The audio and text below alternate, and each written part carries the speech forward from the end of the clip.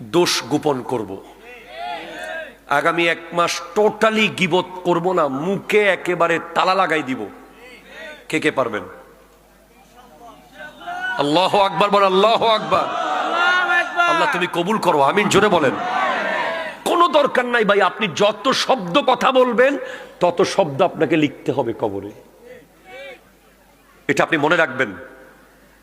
আপনি বাজারের লিস্ট পর্যন্ত লিখেন না অলসতার কারণে। আপনি পরীক্ষায় খুব ভালো করতেন, লেখার ধৈর্য নাই বলে আপনি কখনো 80 পান নাই। আর আপনাকে কিন্তু কবরে গেলে 60 বছরের প্রতিটা সাউন্ড লিখতে হবে। এই কথা মাথায় রেখেই আপনি কথা বলবেন। সিদ্দিক আকবর আবু বকর সিদ্দিক রাদিয়াল্লাহু তাআলা আনহু জিহ্বা বের করে ধরে রাখতেন যাতে মুখ দিয়ে কথা বের না হয়। আফজালুল বাশার বাদাল আম্বিয়া, আফজালুন নাস বাদাল আম্বিয়া, যিনি দুনিয়াতে বসে বারবার জান্নাতের টিকিট পেয়েছেন। এগুলো নবীর দেওয়া টিকিট। সুবহানাল্লাহ জোরে বলেন না।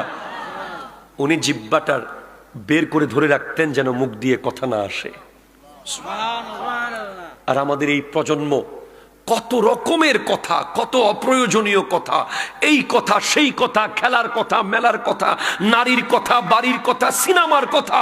না, তোমার জুবান এজন্য দেওয়া হয় নাই, তোমাকে জুবান দেওয়া হয়েছে আল্লাহর জিকির করার জন্য, নবীর দুরূদ পড়ার জন্য, কোরআন তিলাওয়াত করার জন্য।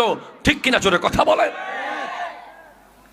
একটা লাইন কথা বলার সময় ভাববেন এই কথাটা কবরে কি ফায়দা হবে, হাসরে কি লাভ হবে আমার।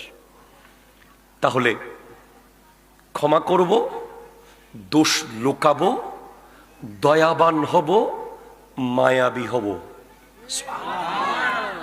এবার সিদ্দিক আকবর রাদিয়াল্লাহু তাআলা আনহুর 2টা যোগ্যতা আপনাকে অর্জন করতে হবে এনি হাউ।